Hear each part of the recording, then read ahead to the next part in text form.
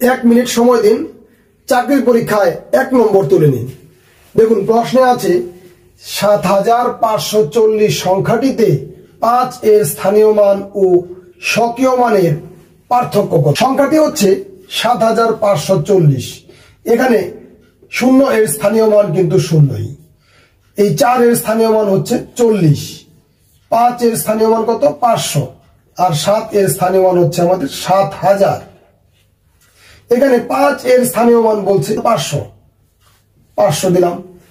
এখানে 5 এর স্বকীয় মান কত, 5 এর স্বকীয় মান 5 নিজেই, যেহেতু বলছে 5 এর স্বকীয় মান, তাহলে 5 এর স্বকীয় মান আমরা 5 দিলাম। বলছে কি পার্থক্য, তাহলে এই 500 থেকে যদি 5 চলে যায় তাহলে কত হবে 495।